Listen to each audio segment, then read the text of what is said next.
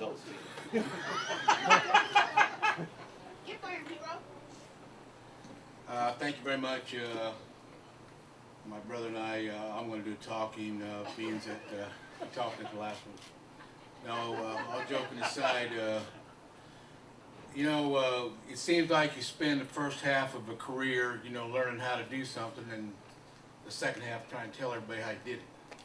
So I just want to say that we appreciate the committee and the directors and all the ones responsible for having the thought to nominate and induct my brother and I into the Salinas Cowboy Hall of Fame. It is our favorite rodeo, and I want to thank those people.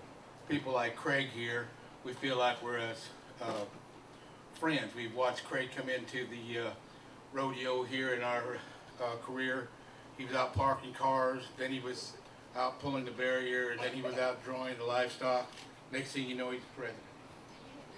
So we've been here a while, and we've seen a lot of you guys that are on the committee and the past people that are on the committee that have definitely shared the experience of being in this particular rodeo a long, long time. And we take it pretty personal because it is our favorite rodeo, always has been our favorite rodeo, and we really shared a family outing at this rodeo more than any other rodeo in the world.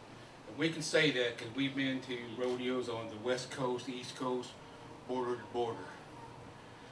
So I do really want to recommend the committee and the people responsible for nominating the Salinas Hall of Fame. It just kind of completes our circle of being into a Hall of Fame. So I'm fortunate, and Jerold and I are fortunate to be in the Oklahoma City Hall of Fame, the Professional Rodeo Cowboy Association Hall of Fame, the Oakdale Museum and Hall of Fame, and now the Salinas Cowboy Hall of Fame. And that just kind of completes that circle. And we're glad that this is kind of where it ended for us, or at least we hope it ends here for us, and we appreciate all of that.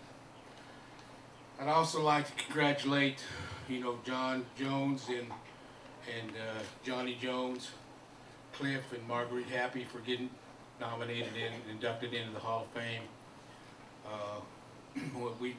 I've known them people quite a while. I've watched them grow up into rodeo. Not so much Old Man John, but I started when Old Man John was in his prime, and seeing that they're here, you're talking steer wrestling, you're talking the greatest steer wrestlers in the world. And I'm fortunate to be one of the only guys left that have watched steer wrestlers from Homer Pettigrew, which probably I'm the only one here except Old Man John that knows Homer Pettigrew. But he was a 7 times world champion back in the day, all the way up to Luke Bronquino. And in my opinion, Jack Roddy, you listening? In my opinion, I've been watching Jack Nicholson. In my opinion, I feel that Mr. John W. Jones, Old Man, is the baddest steer wrestler that ever lived.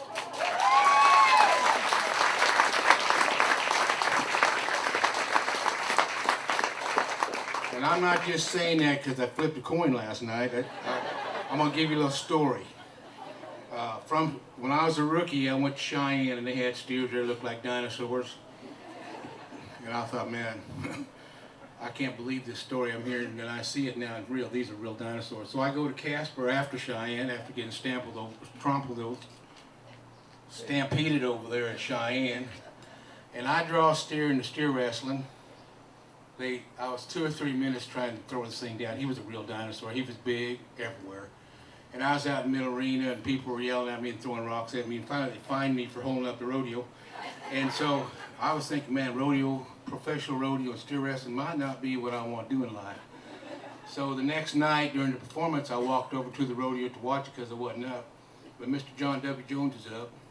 Guess what? He drew that prehistoric dinosaur that I had. And I thought, I'm going to find out how kind of bulldogger I really am. And needless to say, in 4 seconds flat, he won the next day money. That's why he's the greatest bulldogger I've ever seen. I've watched Cliff and Marguerite grow up into rodeo. I met their dad right here at the Salinas Rodeo, Don Happy. He's picking up bucking horses. And their mother, Edith Hapley, was like my mother. I was raised by her in rodeo and professional rodeo. And the greatest sight that I ever seen in my life was here at the Salinas Rodeo when Edith Happy carried the American flag down that track like a jet airplane, fastest thing you ever seen, doing the Hippodrome stand. First of all, I'm only 7 or 8 years old and I'm watching the rodeo, and I said, that's the most beautiful woman I've ever seen in my life. Second of all, she's riding a horse, standing up, carrying the American flag, and the water truck guy couldn't catch her. I'm telling you what, she was flying down that runway. I mean, to this day, it's the greatest sight. I know you guys aren't going to get to see it anymore because Edith's not with us anymore, but that was a great trick rider, a great rider, and a great woman. And I congratulate Cliff and Bonnie for being inducted into the Hall, along with Marguerite, because I saw Marguerite grow up too with Jim Martin and their family. So I've been around for a while, and I'm not going to get to say this every day for the rest of my life. That's why I'm taking up your time now. Like I said, that first half I was out there in the arena. And I appreciate the fact that everybody calls this the Salinas Rodeo. You know, back in the day, Rodeo, being from a Spanish family, meant that the Mexicans couldn't say rodeo. So when I competed, I wanted to make sure I was in the middle of that arena with that real rodeo right here at Salinas.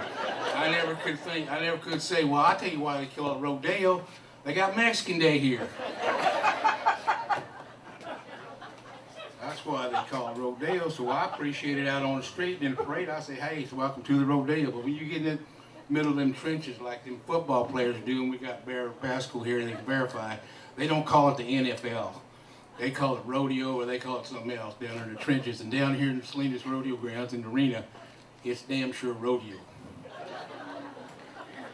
With all that being said, that's why I don't talk. I get twice as much. There's two of us up here, and he ain't talking. Now we run out of time. But anyway, with all that being said, this has truly been our favorite rodeo. My dad brought us here, and Jerold and I here, and way back in the day when, and he would just drop us off. I mean, Craig and some of the guys that are now officials were watching the gate, and to this day we haven't paid them yet. We snuck in behind them, you know, and just made them better employees of this committee. They fill holes now, you can't do that. But anyway, we watch the rodeo because of our favorite rodeo, you know, and it's all about ranch. And you don't go to another rodeo, I tell you, that's like, has any kind of conditions like this whatsoever. But you know, they made it ranch way where people like Tom McTarr, Kai Slachi, Chet Behan. I just kind of wish they was here, because I want to ask one question. Why do we have to use cotton on the saddle horn? And what about those guys that use rubber nowadays? Anyway, they were the real cowboy, and they wanted to make this rodeo a cowboy rodeo. And we were raised on a ranch with being a cowboy. And when you look at conditions here, you know, there's no rodeo in the world that offers these conditions, and to this day, they still exist. And they talk about the score line, they talk about the cattle, they talk about the horse, talk about a lot of things. I'm going to tell you something. If you're a parachute jumper and a bullfighter, I imagine you're the only type of people that can realize the adrenaline rush that goes through your mind and body when you nod your head over a 40-foot score. They are, you think, well, man, I don't know if I really want to do this the first time you do it, I'm telling you. And it's quite a rush, and I reprimand our forefathers for giving it the California rodeo, my favorite state, my favorite rodeo, the chance that we have to compete under these conditions, and to just live 360 days waiting on next year to compete at this rodeo is just an awesome thing to live for. And my brother and I and my whole family have thought of this as the greatest competition, the greatest opportunity to win something you can be proud of. And I'm glad to say this is our favorite rodeo, and we are thankful for being inducted into the Salinas, California Rodeo Hall of Fame.